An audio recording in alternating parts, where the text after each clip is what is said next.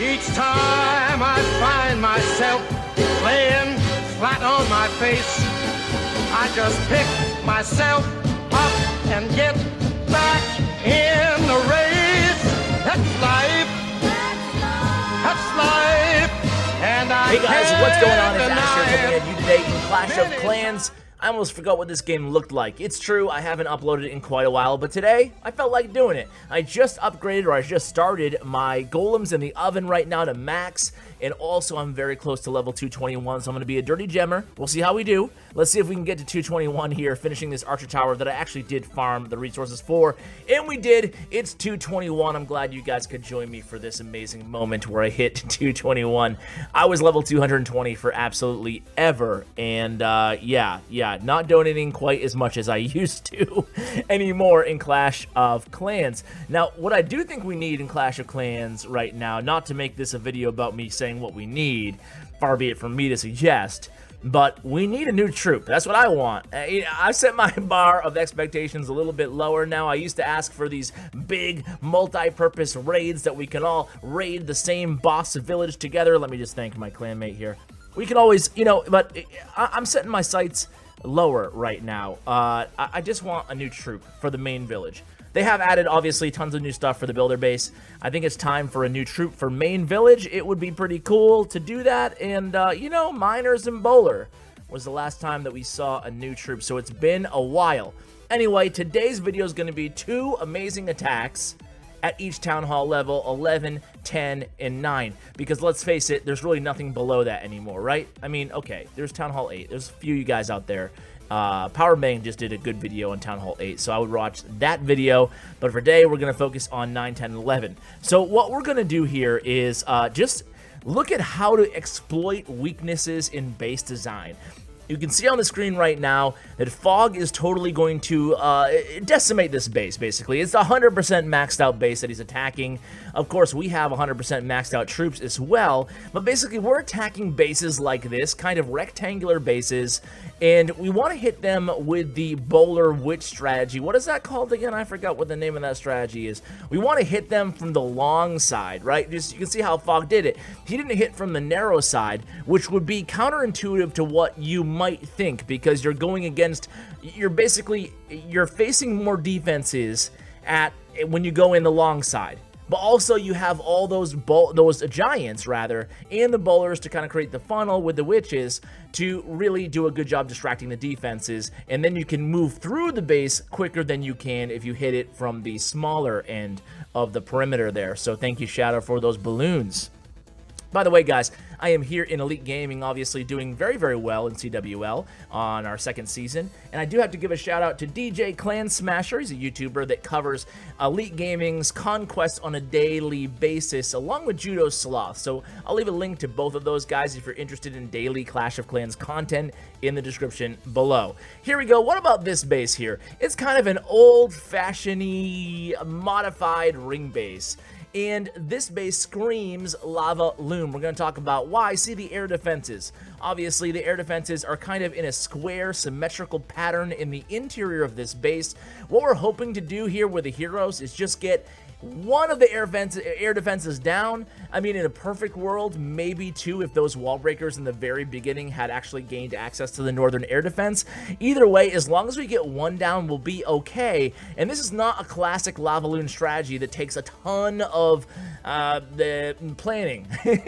You come in with the Queen Walk with both heroes, and then you spam the balloons sent in, of course, dropping the haste beforehand. As soon as they get towards the perimeter here, we'll go ahead and we'll drop another haste, another rage, and then immediately we'll clone those balloons once they get near those Inferno towers, especially the balloons towards the northern half of the map. That way we can hopefully access that air defense. Meanwhile, the Lavaloon, or the Lava Hound, excuse me, pops there, just doing a good job distracting that remaining air defense. And you can see, with only 1 air defense just barely standing here, and it's down right about now, it was close. I'm not gonna lie, it was close.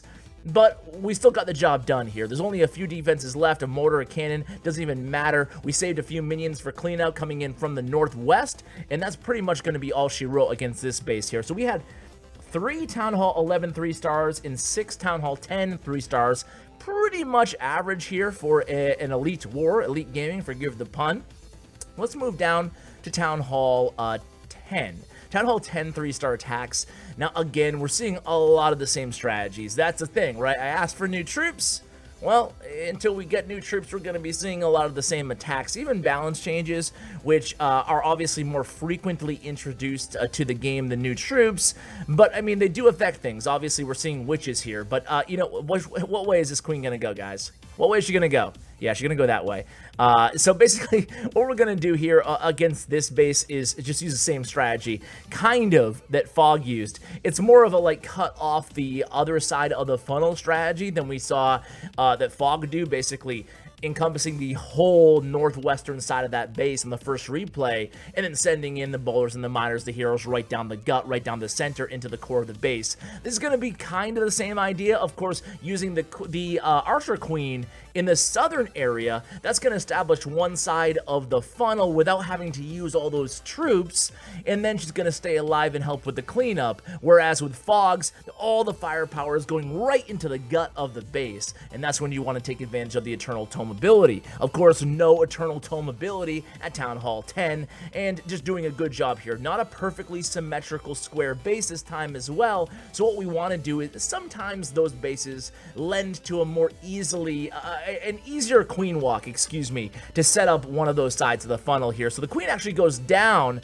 unfortunately, even while the healer's on her, but engaging that Lava Hound proved to be deadly to her, right? So these witches and the bowlers are actually going to clean up the rest of this base here. 3 witches left alive. Finish the job. Again, another close call. This could be called the Close Calls episode. But either way, getting the job done here with another 3-star there. Now let's go ahead and watch the 3-star against 23 here. And this is another kind of common base. But look it, there's one major flaw. And of course, you guys know that, you know, I'd call it a trending base design trend, but it's been forever that mortars, especially since witches were buffed again, that mortars were being placed along the perimeter of these bases. Check out this scenario. If you're gonna put your mortar in the corner like that, you're gonna need to have an archer tower where the air defense is. Otherwise, you leave yourself very, very susceptible to an attack like this by NRP Miller. So what he's going to do is take out all the mortars, all 4 mortars. That's going to allow him to use the miners really without having to deal with one of their worst defenses to deal with, the mortar, right? So only having to deal with wizard towers for splash damage, and guess what? We already took out 2 wizard towers with the queen walk. That's why we started the queen walk from the south. So this is definitely textbook how to exploit a base design that has a major flaw in it, in those mortars, in those wizard towers close to the perimeter as well. You can see the only remaining wizard tower is over there around 9 o'clock, all by himself. It's not going to do anything against these miners. So here comes some wall breakers busting through this little compartment there for the queen, just to allow her they just missed the corner there, but basically allowing the queen, now she has to kind of break her way through, get to the core of the base. Ideally, she would have went towards that wizard tower with those wall breaker access if that one wall had been busted open there. Anyway, you can see the miners coming in. From here on out, it's pretty simple, right? You just heal the miners. There's no splash damage left. Granted, there's a lot of point defenses in the center there. The Inferno Towers, we have a bunch of Archer Towers, cannons, you name it, it's all there. Just heal up the miners, and anytime, it's not going to be the same exact base, but anytime you see a base like this with the splash damage around the perimeter, it should mean something to you, right? You should say, okay, how can I exploit this? How can I take down the splash damage and then use it to my advantage from there on out? And obviously one of those ways is using a mass swarm type attack like the miners. And the beautiful thing about the miners is if you clear the route to the Inferno Tower, like we did here, like P. Miller did in this attack, well, they can go underground, traveling to the Inferno Tower. So that's like a perfect scenario because they don't even get targeted on their way to that first Inferno Tower. Really nice access to that base, made for a real flawless attack overall. So this base is kind of like one of those square bases, right? We're going to go back to the bowler witch strategy, but this is like almost old school GoWiWi. I think there was a GoWiWi event recently. I saw them tweet out, or was it GoWipe? It was one of the 2013 circa attack strategies they had a special event for. And this is actually really close to that. It's like modified new, I use new again in quotations. It's not that new. But using the GoWiWi army with the wizards and the witches, use 1 or 2 golems, or 3 golems, excuse me, 2 or 3 golems, and then just funnel everything to the core, use bowlers in the clan castle, and that's pretty much it. It's a really easy strategy to use against bases, especially like this, that have a lot of those annoying defensive and just random structures on the outside of the walls. Get all your troops to the center of the base, and then look there's not even that much firepower in the core of the base because there's so many defenses along the perimeter. So we can basically systematically go through each of these compartments with our troops, and no big deal. It's a pretty easy attack. So when you see a base like this, try to employ this strategy. Of course, you can hit a base like this in numerous different ways and still be successful. You can start with a queen walk. That's going to be our next attack, actually. And there's just a lot of variety there, but this is like the tried and true GoWiWi attack with the bowlers added in. Let's go ahead into the next and final raid for today's video. If you like this format, by the way, hitting 9, 10, and 11 in kind of a best of or a how-to format, maybe I'll do this a couple times a month, maybe like 2 or 3 times a month. I don't want to say once a week because I travel a lot now, so it's hard to actually make that commitment.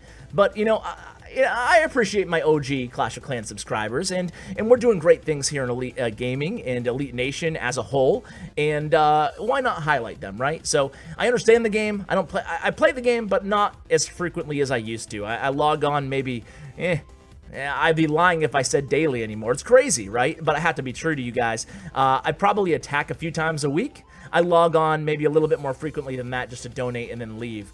So that's about it right now for me. But hey, I still love the game, and I still think the game could have a really bright future ahead of it. Anyway, I'm blabbing, I'm rambling. Let's go ahead and see this attack. Well, we missed the whole first half of the attack because of my big mouth. But basically, Lisa went ahead and created the funnel. Same thing that we saw on the Town Hall 10 attack, just kind of removing the extra troops and applying it to a Town Hall 9 attack. It's basically the same idea, right? You're using the queen walk to establish one side of the funnel, and then just straight up the core with the bowlers and, of course, the witches. And there it is, the final expo, preventing Lisa from getting the 3-star. No. Lisa always gets a 3-star. So, guys, that's going to do it for today's video. Be sure to check out my YouTube partner, Bren Chong. His information is in the description below. Thank you so much for watching, and as always, take care, guys.